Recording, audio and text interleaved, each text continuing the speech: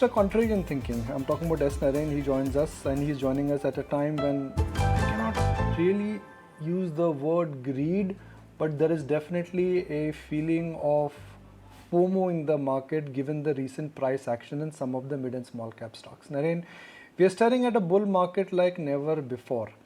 A bull market which has been uninterrupted, a bull market where correction has not been there, and a bull market where everybody is convinced that the earnings upgrade cycle is here and it's here to stay.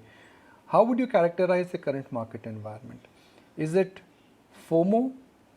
Is it euphoria? Or is it a bubble? Actually, I had the advantage of seeing 1994, and 1994 dragged everybody into the markets and didn't leave anyone. And, people forgot the word risk in the 93-94 cycle. And people used to think the word equity meant only profits and nothing else.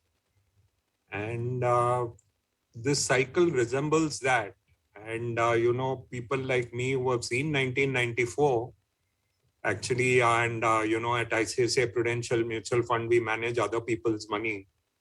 And that becomes a source of stress for all of us at ICICI Prudential, that we have to be always conscious that the word risk cannot be forgotten. And that is a challenge because, see, if you look at the local macro or the local business cycle, I don't think there's anything much to worry at this point of time because there is no negative event I can see other than even oil prices increase has been handled so far very, very well by the government and everybody. So, we're not seeing a problem in the macro or business cycle. But the investor greed is the bigger problem, that they think that there is only one asset class called equity and there is nothing called risk. And that is the bigger problem rather than anything else in the macro or business cycle from an India point of view. And in the world, as you know, all the way from 2012, people haven't seen market corrections in US. So there people are used to investing in stocks and not worrying at all about market corrections except in 2018 December and 2020 March. So the biggest risk at this point of time is investor greed. And that is something which we'll have to be worried about, as that too as a mutual fund when we are managing other people's money.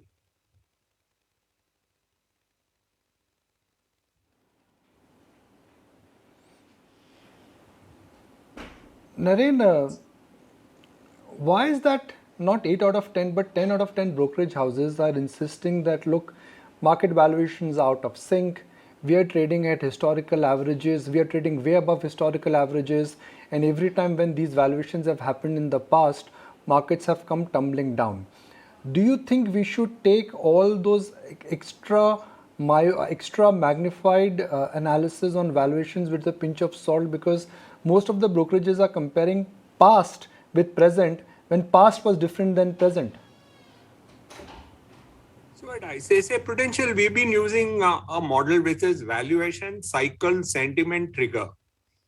And, for example, if you recall the NBFC boom, the boom kept on going till a trigger happened called ILFS and Divan. So like that, for every valuation cycle to break, there is a requirement of a trigger. And that trigger this time can't come locally. It has to come globally.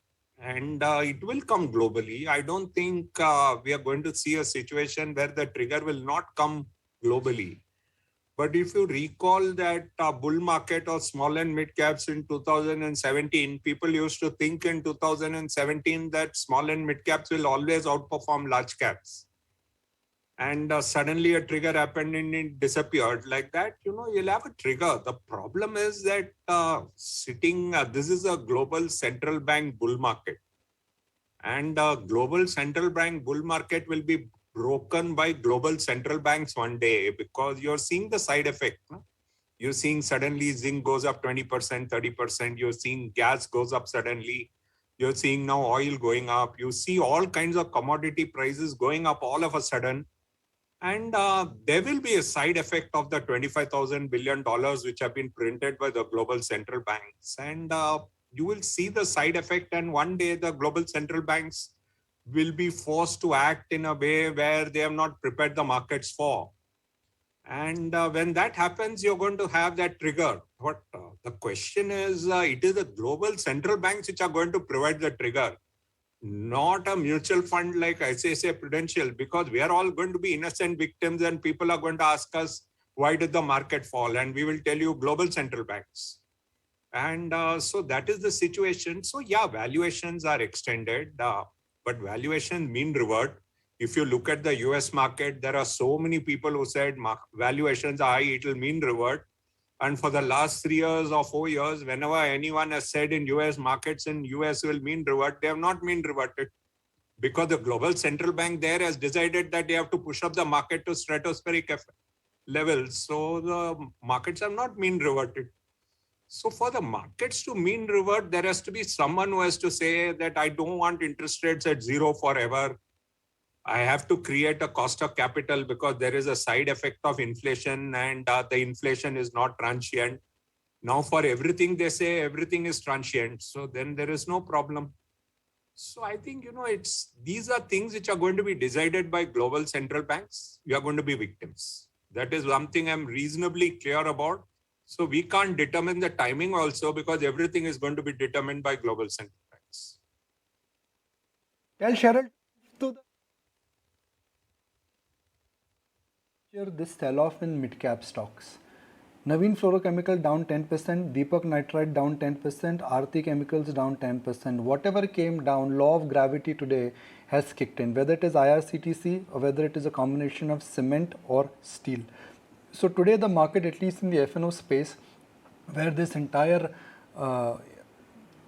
linear move in some of the stocks, I think is now reversing.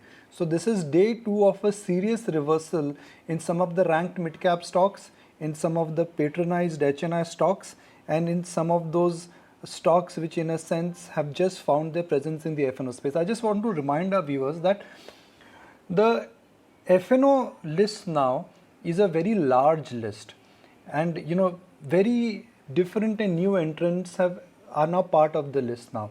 So obviously when the market turns and when the variety of stocks which are there in the F&O space, if that breadth is increased, the reversal in some of the mid-cap space, it tends to be very, very strong.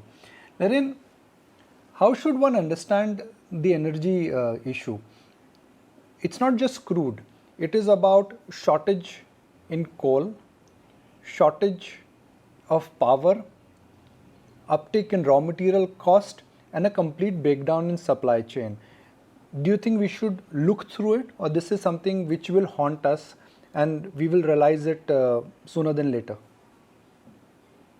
It's a very complicated issue because we are looking at net zero by 2050. So you have a green movement which is required for the world's existence. So the green movement has to happen. At the same time, we have not got rid of our dependence on fossil fuel. So on one hand, all the fossil fuel development has stopped in the last 5 to 10 years. The green movement has happened, and but neither solar nor wind, particularly wind, you can't predict how much wind energy production happens. So it's a very complex thing that no one knows how much wind energy production happens in a particular day. And you can have periods of time like the weather where wind production will be very good. And there'll be times when wind energy production will not be good. So I think this is a problem emanating out of the net zero and COP26 and various other things which are going to happen over the period of time. And it is such a complex issue, and the whole world is going to actually handle it. If you look at Europe, particularly UK, the kind of gas price increase that they've seen, and they've closed all their coal-based power plants. So the kind of issue that they have at that point, at this point of time, is very significant because they are moving towards net zero in a very disciplined way. So I think it's a very complex issue that can be discussed at this point of time, and how it will evolve. If we see some good breakthrough technologies in the way batteries happen, and if we are able to store the power in a very significant way, and if we see some good breakthrough technologies, I think the problem will get resolved much, much faster. Otherwise, how to get out of our fossil fuel fixation without a solution? It is going to be one of the most complex issues for the world to handle over the course of the next decade. And I don't think people like us have all the solutions and all the answers. We only have the questions.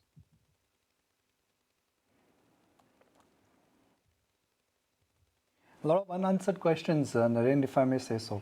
So I'll use the matrix which I always use with you, Naren, and that is something which you also specialize in: understanding fear and greed, understanding opportunity versus valuation froth. The biggest outperforming sector in this bull market, in a sense, has been IT. IT stocks are trading at record highs. ITP multiples are also at record high. Do you think the uptick in IT as a business and the recent run up in IT stocks, are IT stocks now fully priced in? Yeah, I think to a value contrarian investor like me, they are fully priced in, particularly the small caps and mid caps, which are seeing record moves. The large caps are at least, almost fully priced in. Having said that, the near-term outlook looks fantastic. And what COVID taught the Western world is that if you can sit out of home in any part of the world, you can sit out of Hyderabad or Pune. Or today, as you know, anyone working out of Bangalore is also sitting at any part of the country to do software coding. So I think what COVID taught the entire Western world is you can create software and do software projects from anywhere in the world, even in India. And that has given a big boost to software projects. And the Indian IT companies are the best. So we have created a superb near-term acceleration of growth. So till this near-term acceleration of growth continues, I don't think whether I, as a value contrarian investor, and my colleagues, many of them are growth investors, they like the sector a lot. And I think near-term is really good. But in the medium term, at some point of time, the growth will slow down. At that point of time, the valuations will come down. But I would say that Indian companies, as usual in this sector, have made use of the opportunity in a very, very superb way to actually capitalize on the entire growth opportunity of digitalization. Every opportunity they have capitalized, they've made use of WFH. Everything they have made use of. 4-5 years back, people used to worry about automation of coding. All those issues, we have just managed to put it into the dustbin and utilize all the positive opportunities that the problems have presented over the last 3 to 5 years. So I would say the next 2 years, the growth opportunity looks fantastic.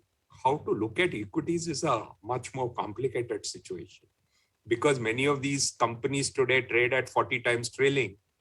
So when you trade at 40 times trailing, it means you're giving 40 years multiple anyway. So that's where the issue comes for a more value-oriented investor like me, whereas many of my growth-oriented investors in my team are really enjoying the sector at this point of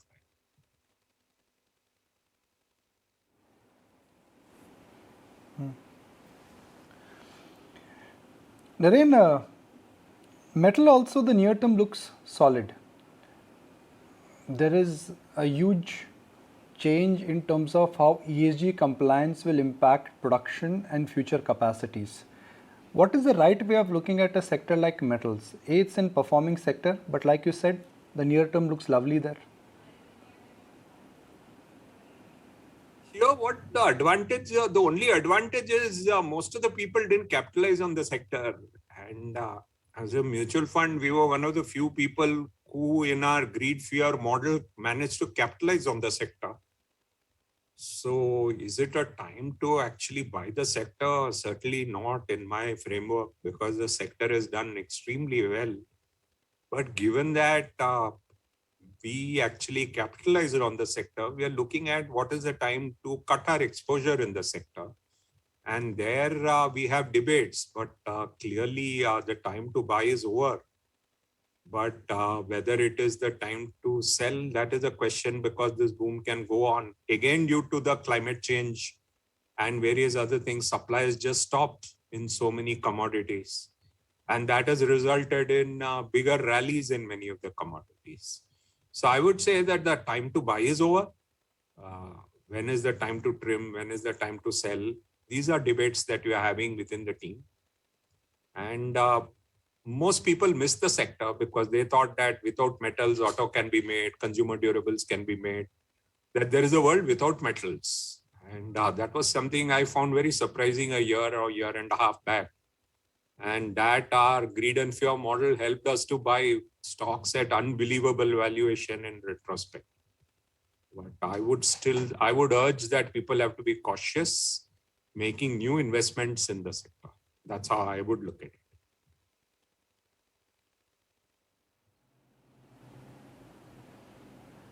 Well, autos in general, Naren, have been underperformers, but the EV space in specifically is getting re-rated. What is the right way of looking at autos? A sector where disruption will change the terminal value, or this downturn is more like a fear when you should be a buyer in autos? I'm asking you this question is because what we look at when we look at your declared portfolio, it appears that as a house you're buying into a Mahindra and Mahindra and a Maruti. I think that's a very interesting sector. Look at it, so many IT engineers are getting salaries which are higher than before. There's so much of attrition. That attrition is because of higher and higher salaries. People are going to buy better automobiles. Look at the sector has gone nowhere. There have been so many issues because of semiconductor problems. Then there are issues because of metal prices going through the roof. Then you have had a lot of issues because COVID resulted in so many people not being able to go to dealers. So I think, what most of my colleagues believe in, and I support their view, is that this is a sector where there has to be a cyclical rally. In areas like two-wheelers, all those euro changes and all that resulted in an increase in the cost of the product. And you have an EV disruption, which eventually I think will lead to some of the companies actually coming up with good products, which in turn can lead to more and more people, more and more companies getting good products in the EV space. Given that, we have a long history of good talent in these areas, maybe some of the Indian companies can come and present itself as good EV two-wheeler companies and various other things. So the sector can even get re-rated significantly from here. And it's a sector where, unlike all the other sectors, valuations are really attractive relative to the past. You've had 5 years, zero returns virtually in many sectors. So we got a lot of opportunity actually. And I don't think despite the move in the last 1 month, I would say that, the sector is really interesting. And I believe that, and many of my colleagues, have been continuously looking at that sector over the last 5 years. And, they find the sector very interesting, some of my colleagues.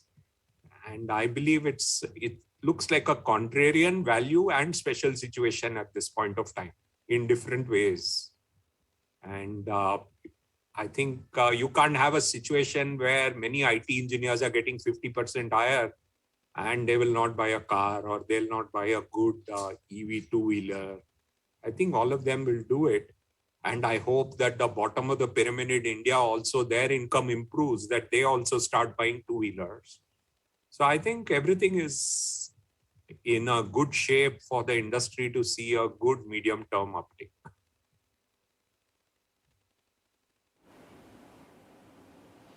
Naren, specifically we've spoken about re-rating in group companies and we've spoken about Tata group of companies. I'm not drawing you to be specific and not follow the compliance, but I'm just trying to understand that why are we seeing such a massive re-rating in Tata group of companies? Because markets are buying Tata stocks, not TCS or Tata Consumer or Tata Power. There is a re-rating happening in any company which has got a prefix Tata or a suffix Tata.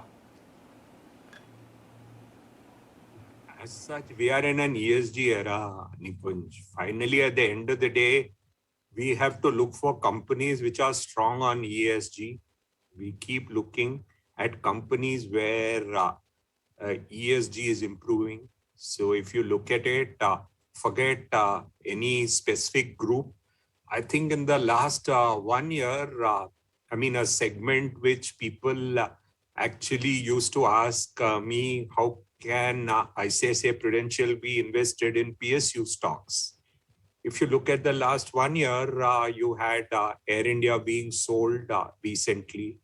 And we are seeing that many of those companies have declared, many of the PSUs have declared good dividends. And if you see that even PSUs have got re-rated because many of them, like for example, we are invested in the power PSUs. And some of them have made a very good move on the ESG space to look at renewable in a massive way. And over the last 18 months, they took that call that we have to get very aggressive in the ESG area by focusing on the renewable space. And due to that, they're all getting re-rated. So I believe that many of the PSUs have also got re-rated because they are focused on the ESG space. So I believe that, if in the world today, if you're focused on ESG, you focus on E, S, and G, and you continuously keep focusing on E, S, and G, there is a massive re-rating that can happen to many of the stocks. And we have seen that in so many of the PSUs, and on a continuing basis, we find that the PSUs are also working very hard to improve their E, S, and G. And if they continue in that direction, we can see massive re-rating in many of the PSUs as well. And that is how I look at it.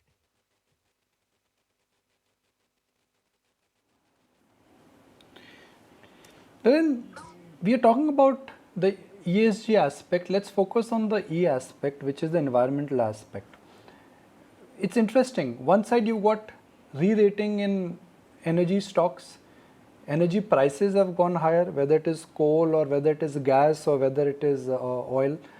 Stocks like NTPC and Coal India have also got re-rated.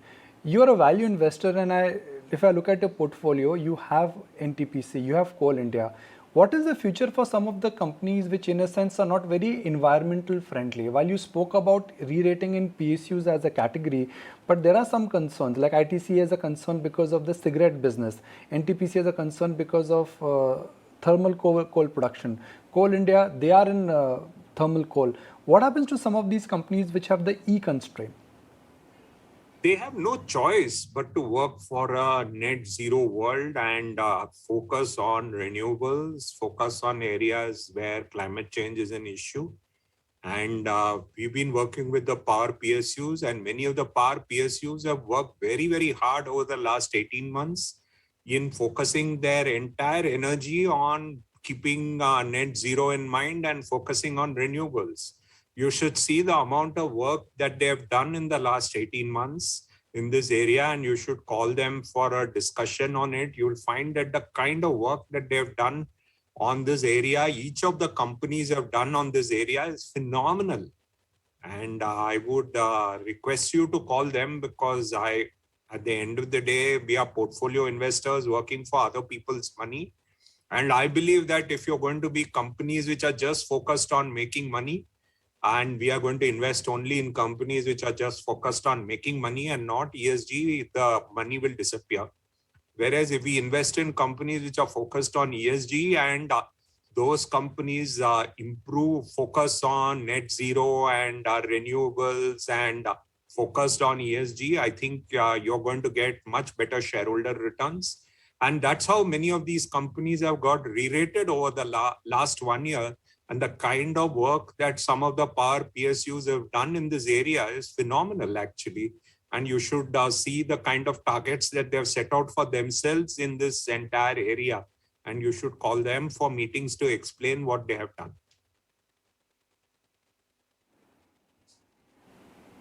It's a great point. I mean, I would certainly take that forward and reach out to some of these companies. You've made a lot of, or you've created a lot of wealth for your unit holders when you took that big contrarian call in the telecom sector. You said, look, all of us need a phone, we use a phone, how can you not live without a phone? What is happening in the telecom sector cannot sustain. Where is the sector headed? Now that there is enough and more clarity that government is ready to commit equity to protect the sector. Even today, I can tell you that what we at ICICI Prudential believe is that the most important consumer durable for all of us is the phone. And it remains the most important consumer durable. It will remain the most important consumer durable. So that's why we don't worry about it. And I think it will remain. And if you're asking me what is the least discretionary expenditure in your entire household expenditure, it remains what you spend on your mobile bill. So the day it becomes more discretionary, on that day, we look at what to do with our telecom investment. And that is how we look at it. Of course, now we are out of this COVID era, which was a very, very difficult period. But without telecom, without internet, without IT, and without power, we could not have survived the last 18 months. And the call that we at ICICI Prudential took is to bet on technology fund, to bet on telecom, to bet on power. It turned out to be, Peter Lynch style, one of the things which actually worked very, very well. Because these are the things which actually which were needed, because without them, the last 18 months, the mutual fund industry could not have worked and given NAV on time and paid all the redemptions on time, etc. So the Peter Lynch model really worked over the last 18 months. Of course, now thanks to the fact that COVID is over, and so happy that it is over, we have all come back to office. But it was something which Peter Lynch taught us 20, 30 years back, and it worked very, very well, actually.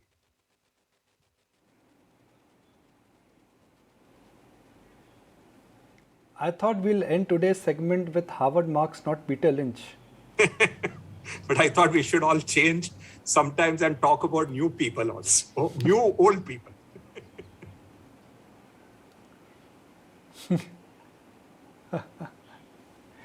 All right, Naren, really appreciate your time. Glad you could join us, and thank you for your valuable thoughts. Now, what do we have? I won't use the word meltdown, but look at the reversal in IRCTC from yesterday's high, and my producer will just fire it like the 1 week change. And this is again a very polite reminder that in equity market, there is something called risk. Nothing goes in a straight line. I mean, then all of us would only buy stocks and never buy any other asset class. Long-term equity markets will give you higher returns, but they will also sap you out when it comes to volatility. Yesterday, that's IRCTC today. Can we look at this week's chart, please? I just want to establish yesterday's high versus current level. So for a stock which was, let's say, at 62, 6,300, I mean, about 6,000 plus, is now at 4,500. That's a swing of 25% from yesterday's high. So 25% of the market cap of IRCTC Aisha has been knocked out, and it's not been even 24 hours. That's the risk when you chase an over-owned stock where there is complete disregard for valuation. It is simple law of gravity. It will go higher, but then it will also test you on its way down.